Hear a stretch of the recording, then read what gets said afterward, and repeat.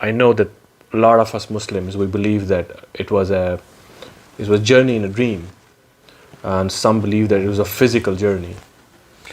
Well, no, most of the... So what do we have to actually believe Yeah, it's a good question. to understand Al-Kahaf? Most of the people do believe, because they read, that it's a physical journey Prophet ﷺ is talking about. Otherwise, Prophet ﷺ saw many things in the dream. He saw Ibrahim alayhi salam's dream. He saw, the hell and heaven in his dream, and he saw, there's so many dreams I don't even go to. Most of the Muslims know about so many dreams of Prophet ﷺ. If this was also a dream, then the Arabs wouldn't have a problem. Miraj became a very big bone of contention between believers and non-believers. And so much so that they started making fun of the Prophet ﷺ, that and all the Sahabas, that now your Prophet has come up with this travel. You actually believe that? So if it were a dream at any level, even a weak hadith wouldn't have been there. Yeah, and besides, if someone sees anything in the dream, no one's going to come and question you. Oh, did you have this dream? Because everyone knows that everything is possible in the dream. Yeah, that's why. So what was a big thing for them to come and ask? Even the weak hadith of Miraj, the problems of the Sahabas, that wouldn't have been here. If Sahabas at any level thought this was a dream, it would not have been a problem at any level. But it is such an array of hadith and the problems Arab were giving to the Sahabis, that now I'm just talking to those people who think that those hadiths are zaif. There's so many hadiths which are zaif only on a dream. It literally is a paradox. If you believe it's a dream, then there shouldn't be any hadiths. Forget zaif hadiths. Because nobody bothers about a dream. I fly in a dream. I've seen the sun and moon in a dream. I literally have. So nobody's going to think that they're going to ask my brother that, you actually believe Sahil, who had a dream that he was standing on sun, or the moon, or wherever. So it's wow, that's a very important point actually. Yeah, it's for the a people game who believe changer. that it was a journey in a dream. Then there wouldn't have been any text about those problems Sahabas were going through, and the Prophet ﷺ was going through, of whether he's telling the truth or not. Yeah, because no one's going to ask you about your dream. Yeah, let alone ask your friends. Yeah. Oh, why are you talking about this, man? Did your friend really had a dream? Yeah. So it's a problem. And the Prophet ﷺ, because there's so many hadith about this, of when they asked, the Prophet ﷺ told about that caravan coming in, and when is that caravan going to reach Medina. The Prophet ﷺ talked about Baitul Muqaddas at that time, and he was shown the whole masjid and the whole structure in front of him, and so on. And Abu Bakr Siddiq getting the title of Abu Bakr Siddiq. Where else do you think people who think Miraj was a dream? Why are you calling him Abu Bakr Siddiq? Just call him Abu Bakr, because that's how he got. We know him. We know him as Siddiq because of the Miraj physical testimony of the Prophet ﷺ journey.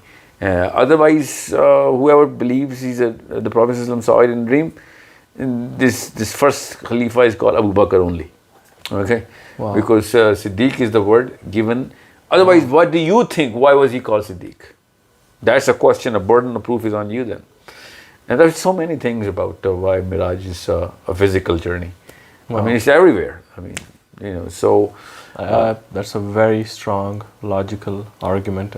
Wow. Yeah, so plus the word roya, which they think is the word of the dream, is a very recent entry in the Muslim psychology, that roya in Bani Israel is the dream. Even the roya in Arabic means to see. You know what I'm saying?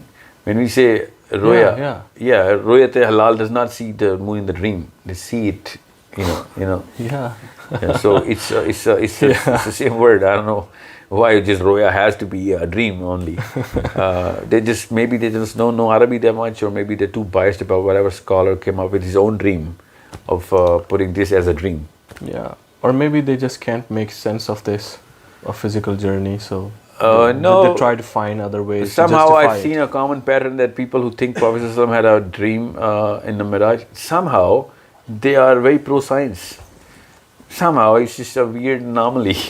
People who actually believe in science They somehow just double back and all of a sudden refute, and it's like, what's wrong with you? You're the first person I expect this to be, rationally placed.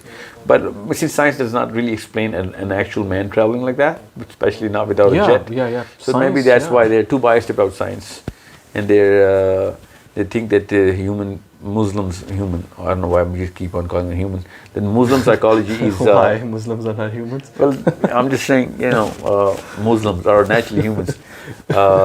So these people think that we're superstitious, and we came up with this stuff. Then you'll have to prove a lot of things out of your own system as well. Yeah, that's actually kind of very weird that Miraj doesn't make sense to us, but time travel, all the theories, which are not even facts yet. And further proof of why Surah Bani Israel is such an important surah, because a new dispute has come up with. It's just most people don't dispute it, so don't worry about it. But people who are going to go through more, in time, they're going to follow a bigger population of those dream believers. I will call them dreamers for now. So the dreamer Muslims and the physical movers, time travelers. The time travelers, the time travelers and the dreamers. These people are going to grow in population, and this is going to become a little bit of a bone of a contention later on. Let's just say, 2, 3, maybe 4 generations from now. So this is another start of a fitna coming in right now inside our own ranks. So thank God the Dajjal is not a Muslim, because I can name a few who started this dream theory. This is the first deception. But this is not going to be Muslim. So the real question is, why do we want this to be a dream? I mean, that's the real question. That what do we want to gain out of putting this as a dream? Because I know what I gain out of it when I put this as a time travel. Because it sets the psychology of Surah Al-Kahf very, very straight up right there. Okay. And it gives us strength. And that the Prophet ﷺ did go through Mi'raj as a physical journey. And I know a scholar who actually quoted to me directly that Prophet ﷺ said, I was between the state of sleeping and being awake. And when I saw 2 people coming in, felt 2 people standing on my shoulders, because he was on the floor. And they were standing up, and then one was Jibreel and one was his companion. And then the journey starts with the dialogue, and who is the third person with us, the third person, the second person is, this is Muhammad, the Prophet. And then they introduce each other, and then they start walking towards Kaaba, and then the Isra started. And this is what the hadith they use as to build up their case that this was a dream, because he was in the state of not sleeping, not of being awake. You know what I'm saying? Yeah. So if it said sleeping, that you have a case. We'll talk about the health of the hadith then. Yeah. But it doesn't even say sleeping. Yeah. It denies sleeping. Yeah. So you'll have to really, really come up with something better. Because rest of the whole Arabs didn't think that he was asleep. The Sahabas didn't think he was asleep. He had to give proofs of how physical it was. I guess he was even asked questions regarding. Well, you can describe everything. Well, in their defense, the dreamer's defense, you can still ask a prophet if he was dreaming, because he claimed to be a. But then there was like a caravan passing by at the same time. No, he but traveled. Let's just say I'm a guy who believes that this happened in the dream. Then I can still ask you this question, because you claim to be a prophet. Yeah. So tell us, because your dream is supposed to be true dreams. Weaker argument, Yeah. So, but still, since Arabs ridiculed the Prophet ﷺ, and Abu Bakr Siddiq, testified. So this actually goes to show really clearly that Arabs were not told that this was a dream. Okay, so we're moving to Surah Kahf now. Yeah, let's just from Bani Surah Isra al Miraj, we believe that it was a physical ascension. No, we're not moving to Surah Kahf. We're actually going to stay on Surah Bani Israel, because there's so many things, and I'm going to drag you this. You started time travel, That's Surah it's not Isra al Miraj. Because. Sahil, I'm sorry to interrupt you here. There's a story about a caravan which Rasulullah saw during his journey to Jerusalem from Makkah. Because even if it's a dream, that cannot be such a there cannot be such a huge coincidence that he speaks to someone in the caravan in a dream, then he comes back. Can you please explain that whole story? Yeah, that's a very, very good point, because it actually has two deep meanings, this story. One is that the psychology of Isra is a totally different psychology that we have as Muslims. We think it was a road journey, even though it was not a road journey, because this story tells that that man. Well, let me tell you what the story is. Can you please tell the whole story? The Arabs asked the Prophet ﷺ that if you are so true, give us some proofs. And the Prophet ﷺ said there's a caravan that is coming in, and it's going to reach that certain day, on a certain date and a certain time, and it did reach that, because the Prophet ﷺ saw how far that was. And not just that, during his journey, he saw that there was a man inside that caravan who had lost his camel. And Prophet ﷺ was looking from above, so he knew where the camel was. So he actually told that guy that this is where you should look.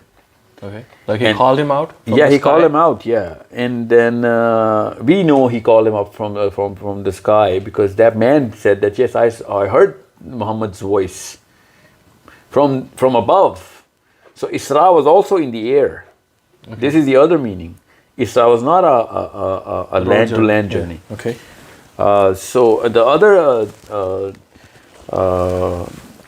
thing about this Isra was the Prophet ﷺ said that I saw my brother Musa's grave, and he was praying in his grave, and I know where that grave is during that journey of Isra.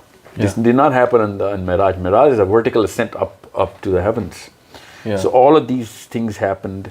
Further, but you can see someone praying in the grave in the dream, because right now we're discussing if it's I'm a just dream saying that. But the caravan thing and the guy, he actually did come. No. Why I said about this Musa's account is so that I can tell you that this was not a road journey. Okay. It was a journey in the air. Okay. And this further proves time travel, because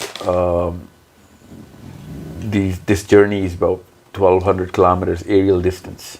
Okay. So this cannot be done in a matter of a second.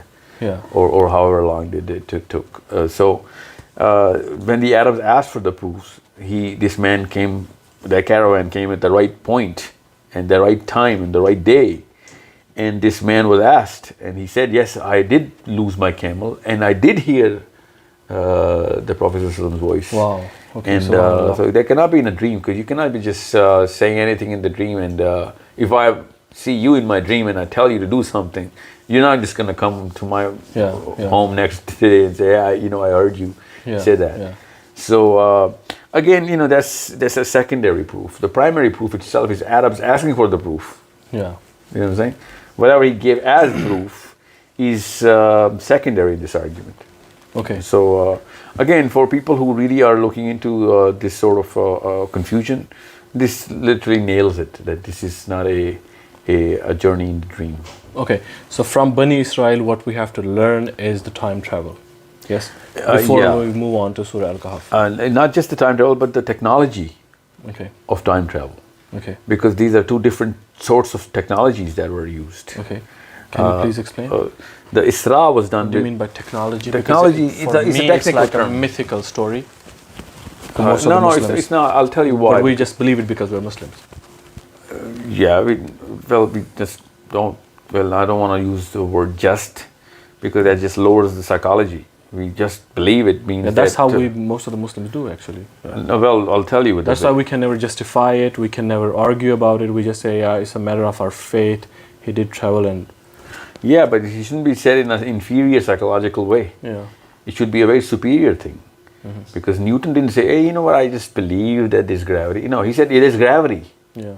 You know what I'm saying? That's the belief. But that's very unfortunate that that's the level of... Yeah, that's exactly why I'm saying Surah Bani Israel is so important, because that's the Newtonian belief that we have to put in time travel.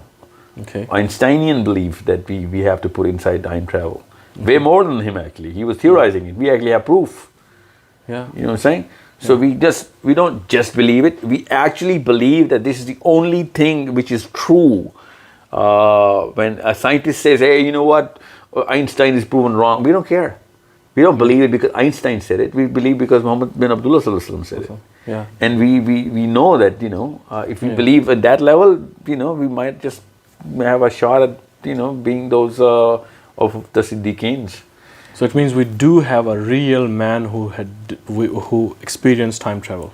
Not So just the that's a Prophet, very, a very, lot of other very- people time travel, but Oh, really? I will come to Surah Kahf later. Oh, okay. But That's gonna this get is really where this is where the psychology has to be constructed. And this is why I said there's no chances or coincidences in Quran.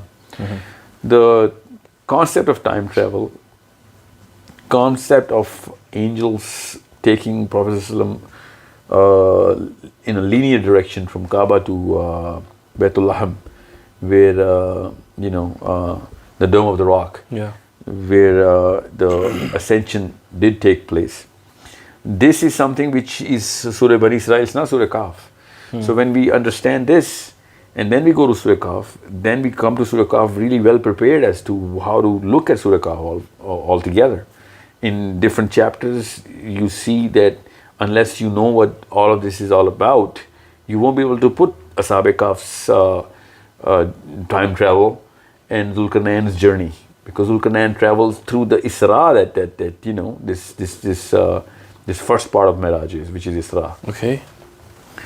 So because Miraj is a key word which is in the Quran, and the travel of the angels through certain pathways is called Miraj or Ma'arij in plural. So even the time lapse and the time difference is also told by Allah subhanahu wa ta'ala in Surah Ma'arij as to how angels travel about in the universe, and how their one day equals to X amount of years in our planet. So Ma'arij and Miraj is a totally different concept. This is why Bani Israel... Ma'arij. Ma'arij is the plural of Miraj. Okay. Miraj means ascension, and Yeah. Ma'arij means ascensions. The ways of ascension. Okay, ways of, like, you can say portals. Yeah, literally portals. These are different Okay. portals or used by the angels as per Surah Ma'arij.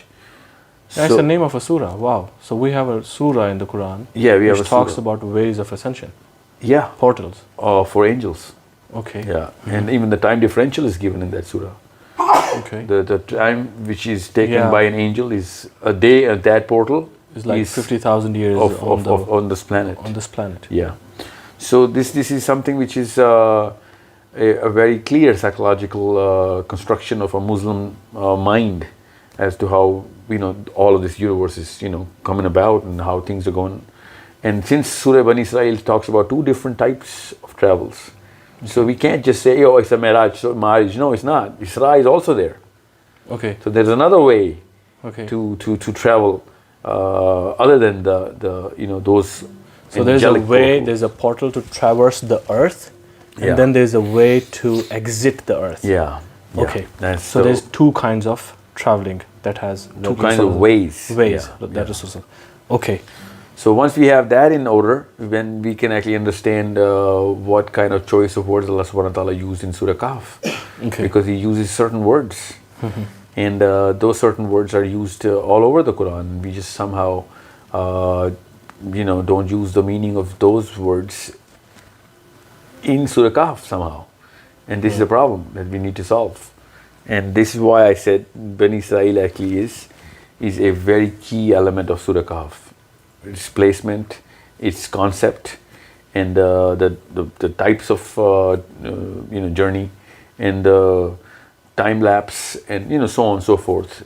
It actually creates that clarity for a Muslim mind that this is how it works. So now let's see what Surah Kahf is all about, so that we can understand that. But again, Iman is imperative here. Iman is critical. If we have that Iman in the Quran and we do not validate Quran through science, then we're good. But if we validate Quran through science, then we've lost the battle to begin with, even before the battle, because now we're looking for science, because time travel concept, as soon as I say time travel, you're going to think Einstein, you're not going to think Muhammad Sallallahu Alaihi Wasallam. Yeah. You're not going to think Surah Bani Israel. No, that's not how we think, because... But nowadays, when you talk about time travel, it's the interstellar that I think about. Yeah. So why are we looking at any kind of spaceship? Yeah. Why did not we think when somebody said interstellar? Why didn't we think white horse? Yeah. Because that's the first interstellar that we actually found out. Yeah. Actually, we found that out through other prophets as well, but we're talking about Surah Kahf right now. So the real question is, where do we settle the iman on all of these things, and what is the definition of iman? Once we have that, and we can only know that through the iman of Sahaba, because prophets and all the other prophets, they have a totally different matrix of what iman is. Yeah. So what was the psychology of Sahaba regarding all these things? The Sahaba psychology was... Like, how are we so different than them? Where do we lose the track? We have them, and then we have a lot of opinions of 1400 years of different European and Arabian and other scholars, and even before that we predate our psychology, Saint Augustine and Aristotle and so on and so forth. So the thought process actually is inherited through a lot of clutter of a lot of people's differential of opinion, and then we get lost in the middle. Even though it should have been a very linear track from the Sahabi to the current Muslim. And we were not told those stories, and whoever tells those stories, we have a lot of other people who are calling that superstition, even the Muslim ranks. Or your people flew, or your Sahabis were doing this and that, and all of a sudden Hazrat Umar had a karama, and Hazrat Abu Bakr had a karama, Hazrat Ali had a karama. Oh my God, where is the proof? All of these are weak hadith. That's not the point. Even if they are weak hadith, it doesn't really matter. I'm talking about the psychology of this technology and iman on this technology. This Sahaba had, and this is the definition of iman. As much as a Darwinian student believes in evolution, we should have a 10 million time more belief in the way time travel is done and shown. A regular human being in the planet actually has started to believe iman in Darwinian evolution. Even some scholars of Islam say that at some level evolution is there in terms of animals and not human beings. I don't know why they're confusing anybody. A horse was a horse when he was born a horse. A monkey was a monkey. There's no evolution like that. And even if there is some sort of evolution, it is on such a subcellular level that is insignificant, because it's a metaphysical concept. I'm not going to go in that detail, but I think that's not the topic, evolution here. But iman in time travel should be at the level of Abu Bakr Siddiq, nothing less. And even if Abu Bakr Siddiq did not have that sort of iman, I'm just saying for the sake of your understanding here, we shouldn't be relying on Abu Bakr Siddiq's testimony. We should be relying on Nabi Muhammad's testimony. You know what I'm saying? All of a sudden we think that since Abu Bakr Siddiq said it, so it's true. No, it doesn't matter whether Abu Bakr Siddiq, that was for his own good that he believed. We should believe as Sahil Adim, directly believing the Prophet's testimony. You know what I'm saying? I don't need a witness. That's against the spirit of Islam. We are not a Muslim if you believe in Miraj because Abu Bakr Siddiq said so. It's, a guy comes to Umar bin Khattab and he says, I need you to double check a case. I just, was not satisfied with the verdict. And Umar bin Khattab said, who handled your case? And he said, your prophet handled my case. And Umar bin Khattab slaughtered him right there. That you coming to me to actually object and critically evaluate the decision of the Prophet. I heard from someone that it's a daif hadith. I don't care if it's a daif hadith. What I'm saying is psychology. I'm using daif or hadith in a same psychological flavor.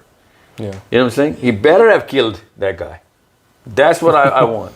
Okay. Because if a Muslim claims to be Muslim, he's critically evaluating Prophet, then I don't know what kind of definition of religion, forget Islam. You can critically evaluate Abu Bakr Siddiq and everybody else in the world. But you cannot critically evaluate the Prophet if we know that this is coming straight from the Prophet. I think there are more stories of Sahaba. I will tell you this kind of psychology. But what I'm saying is this is the finest example that I can think of. If it were not a da'if, if it was a da'if hadith, which of course it is, I think this is the best hadith for knowing how iman should be. Yeah. You know what I'm saying? Let's just say, forget about this. These are two sahabis. My father says something, and my neighbor comes in and he says, "You know what? Your father is not a right man. I should be doing everything I can." You know, which I do. And how dare you say this or that about my father? Because I have that iman in my father. You know what I'm saying? Yeah. It's not just an emotional concept. Yeah. It is a very rational concept as well. Otherwise, my family structure is going to break. Yeah. If I start critically evaluating everything my father is doing. Yeah. An argument can be given here that what if your father really is wrong? Yeah. But we can't give that argument regarding Rasulullah sallallahu alaihi wasallam. No, what I'm not talking about Prophet ﷺ here. I'm talking about the psychology of iman here. Okay, the psychology of iman has to be really, really crisp. It is not something which is to be taken lightly. If the Prophet ﷺ is saying something, it is way more real than gravity. If I fall down, I'm going to get hurt. Okay? This is something which, let me tell you a little story so that you can understand, because this is a real story. The Prophet ﷺ was coming into a caravan in which he looked at a horse which he really liked, and he wanted to buy that horse, but he did not have the money at that time. He said, "I'm going to pay you when we reach home," which is Medina. So they made a deal, and the deal was done. Okay, deal is closed. The horse is yours as soon as you pay me up. But as soon as the caravan hit Medina, everybody came looking for that horse. Look at this horse, and everybody, wanted to pay big money for it. As soon as he got more money offer, he all of a sudden backed out from the deal. The Prophet said, "Why are you backing off the deal, man? We just had a deal." And he said, "Do you have any witness for this?" So this is the Sahabi, Suhaib, radiallahu anhu. He was just walking by, he's a local in Medina. The Prophet says, "Suhaib, come here, and I want you to bear witness to the deal we had." And this guy, he said, "How can you be bearing witness to something which you didn't see?" Yeah. So Suhaib said, "You're talking about a horse here, buddy? I actually bear witness to heaven. I haven't seen heaven." Wow. So I do bear witness that this deal happened, and I Subhanallah. you have to Subhanallah. honor this deal. So this is the iman. This is the actual flavor of the iman. This is why I said this. These are the construction of psychology that the Sahabas had. Subhanallah. This is something which is so imperative for a Muslim to know. And this is why I said, if you do not know Surah Bani Israel's psychology, then you'll be falling flat on your face in Surah Kahf, thinking, there's nothing about Dajjal in here. How is this surah going to save me from Dajjal? Dajjal is an animal. We have to kill that animal through a weapon. We need to believe in that weapon, that this weapon is going to kill Dajjal. And the weapon is Surah Kahf. Yeah, and that weapon is Surah Kahf. But if my belief in Surah Kahf is made in Surah Bani Israel, this is how these three surahs come in together and make up a bullet which is going to shoot Dajjal down. So this is something which is so important to understand, that Bani Israel comes up with the time travel concept and the trajectory and the journeys and the ways and the ascensions and the whole 9 yards of whatever happened.